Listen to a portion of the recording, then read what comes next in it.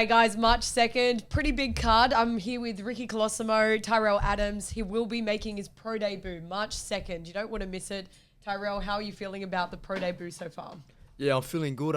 Been training hard, been getting lots of rounds in with a lot of the professional boxers here, and yeah, it's been good. Yeah, and I know you've just come off a strong amateur career. What was your amateur record? I can't remember my exact amateur record, but I had like 30-something fights. So Wow. yeah, had a few fights. Ricky, you putting together this exciting card. I know you've had Tyrell on the amateurs on your Wanderer promotions. How did it come together in your head? Yeah, it was Tyrell. I think he fought maybe on the first or second Wanderers card when I did my amateur shows, and at that stage, I think he was training with Mark Gretsch at a jab out, and I saw him, and straight away after the fight, I went up to Mark and I said, "Mate, who are those?"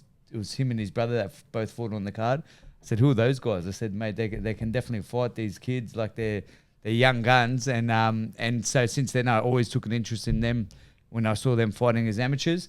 And then when we did our fitness expo, I think it was last year, I went up to the boys and just said hello and had a chat. Yeah. And then I just said to them, I said, if ever you think about going pro, I'm your guy, so just give us a shout. And then, mate, like a couple months later, I got the call saying it's going to happen. Yeah. And that's your ideal. Like, I remember Ricky was always telling me he could not wait for an amateur to start on his show and then go pro on his show and then win a world title. Yeah, that's it. That's the thing.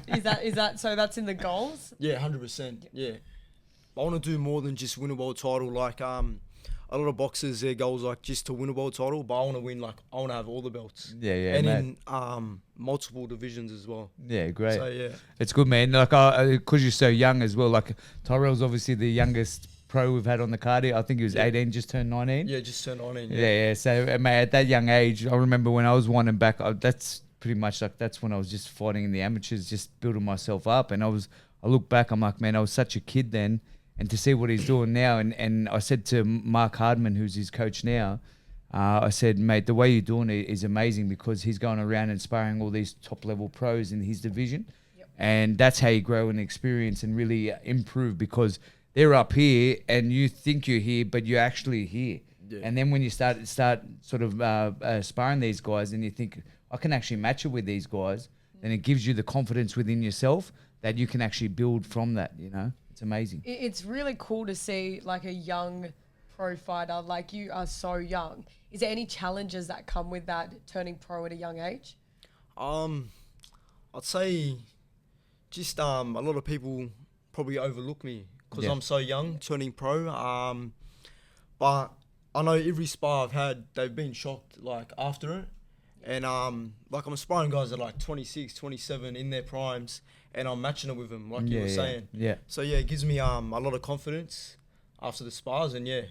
Yeah, that's great, man. Like I remember even when I was young, and when the first time I went out and sparred someone good was Kai McKenzie, and at that stage I hadn't had a pro fight, and I think he was 19-1. Yeah. And then when I came out and started sparring him, I'm like, is this what it is? Like I I gave him too much credit for what they are. No disrespect to him, like he's a great fighter. Yeah. But you can see when you actually believe in yourself. And I said to Mark yesterday, this sport is 100% about backing yourself, and what he's doing that. And even for your first fight, the guy that you're fighting is no slouch. Yeah. And so, like I said to Mark, I said obviously if you're going to build him in a right way, that's actually going to get him to that top level. You can't take easy bum fights. You know what I mean? That's just the way things, like you have to take the harder fights because you grow with each fight that you take, and mate, you take it step by step, and I think in the years to come, mate, you're gonna be a big name in Australian boxing. Yeah, 100%. Yeah, definitely. And even your brother fights with you as well. Yeah. Well, he was in the amateurs. How's that combination? Do you guys spar together in the gym? Is it competitive at home as well? Yeah, we're actually always punching on at home. We're not allowed to spar no more because we just get like too heated, I think. But yeah, it's good. Someone like I push him, he pushes me. Yeah. So yeah, just it's heaps good. And does he want to turn pro as well, or is 100%? I think his goal is to turn pro as well when he's 18, 19.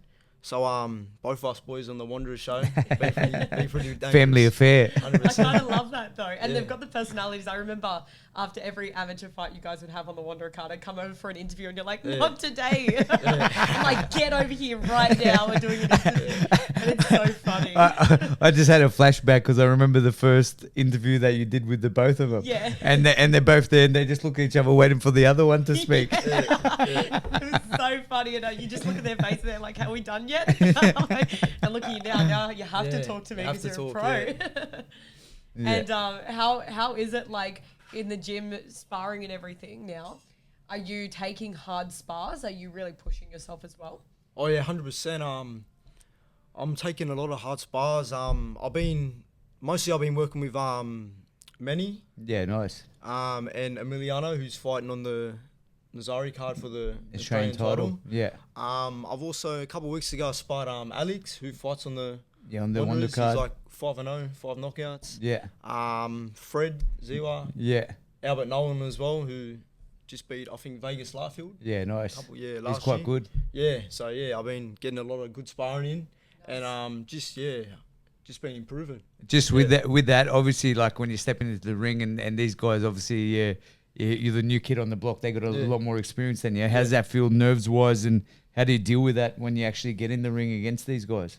Yeah, like every spar, like I am nervous stepping up. Yeah. But what you were saying with the Kyle McKenzie thing, Yeah. maybe you give him a little too much credit. Yeah. And but when I'm in there, I'm like, oh, I can match it with these guys. That's so, right. Yeah, it's heaps good. Yeah, good, mate. Like, it's a big thing because I remember even now, still when I was sparring before, still get so much nerves and butterflies, and you're like, fuck, this guy's so and so, and then when you get in there, like, he's just a man. He can be beaten, you know. 100%. That's Especially if you're sitting at like your highest potential would be your late 20s, and you're sitting now at 18, 19, coming to face these guys in the ring, and they're already been doing this for years and years. Yeah. And it's pretty cool because when you get to their stage, you would have been doing it for double the amount of time. Yeah. And you've got your experience there as well. So you walking into every fight you take, you're just going to be stepping up 10 times more than anyone else. Yeah. And that's how they did it back in the day. Like a lot of fighters back in the day started at 18, 19, they turned pro because,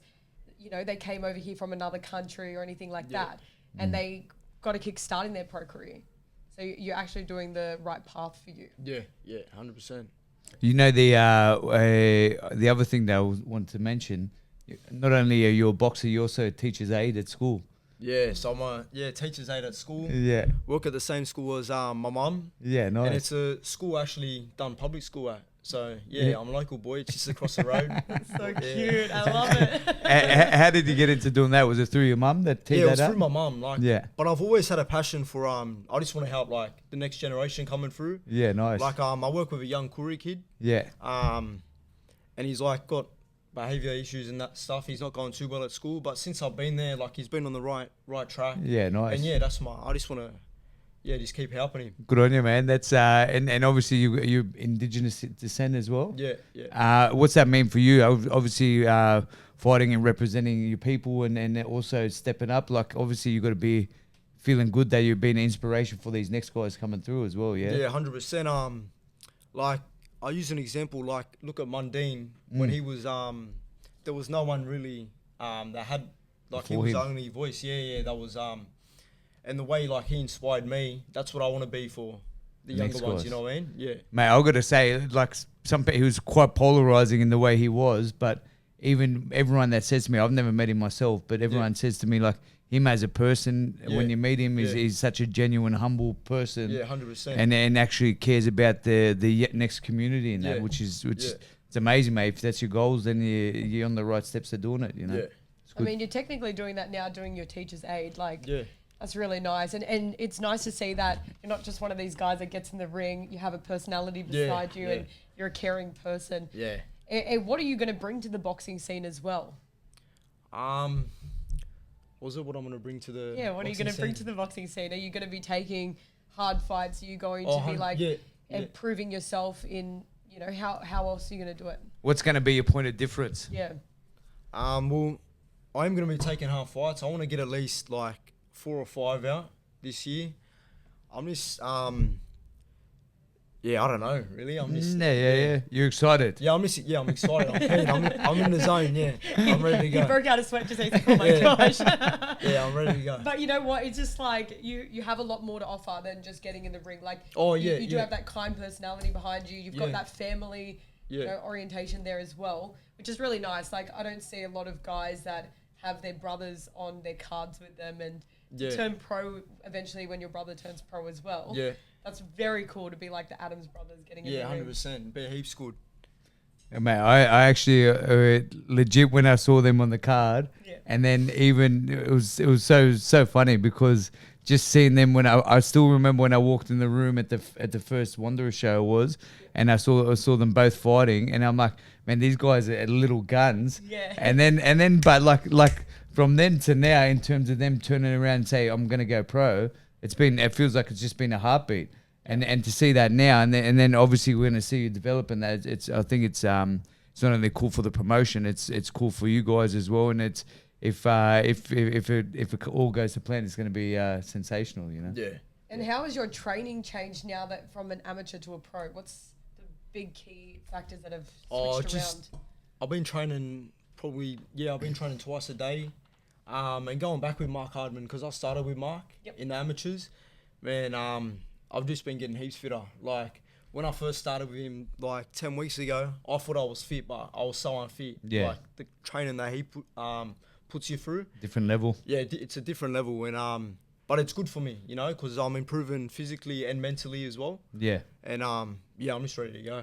Now, I think the main thing for you, which is just going to come with time, obviously, is just developing that man strength as well. Yeah. You know, because you're still growing, you got all the speed and skills. I did a bit of technique work when I went there and did my content shoot with him, and he's got everything there. Just when he feels out a little bit more, he's going to be making a fair bit of noise, which is 100%. and you're tricky southpaw as well. Yeah. So no one really likes that in terms to fight him. You know. You know what I think is going to happen? You've got your technique. You're going to work on that for a couple of years, and then one day the power's just going to come in, 100%, and you're going to be like, "Oh shit, what was that?" Like, dude's on the for floor. sure. So I think that's a pretty cool aspect to it as well. How's your diet going towards a fight? Are you sitting on weight? Are you trying to cut weight? Yeah, I'm actually, like, I could make weight, like, next week. I'm sitting at, like, 59 right now. So, I'm going to have my first 2 or 3 at featherweight. And then me and Mark are going to have a chat, and we could probably go down to super bantam. Easy. Well, mad. That's exciting. What are you looking forward to most about the pro debut? I'm looking forward to just putting on a show. Like, there's a few fellas that are going to come down and watch me. So it's going to be good to just, put on a show and just make some noise. Yeah, nice. Yeah. Well, mate, I'm super excited to have you on the card. Mona, how are you feeling about it? I've always been excited about you guys. I can't wait to interrogate you with these interviews and run over with a camera. And, you know, I know you have a great support crew. What does your opponent need to watch out for coming March 2nd? I think you need to watch out for everything, to be honest with you. The defense, the punches, I want to be hitting with everything. You know, body shot, head shot, everything. But yeah, I'm looking forward to it, Yeah, man. Yeah. And do we have a fight name yet? Oh, nickname? Yep. My coach actually gave me one a couple of weeks ago. He said, Too Deadly. Too Deadly. Tyrell, Too Deadly Adams. I love it. That's awesome. They'll go well on the shorts eventually too. You got your fight gear sorted as well? Yeah, got the fight gear sorted and stuff. So Perfect. Yeah, looking forward to it. All right, well, Tyrell Adams, March 2nd. Make sure you tune in, get your tickets, organise your tables. You don't want to miss this guy making his pro debut on an exciting card. We'll see you there. Thank you. Thanks, Tyrell. Well Perfect. done.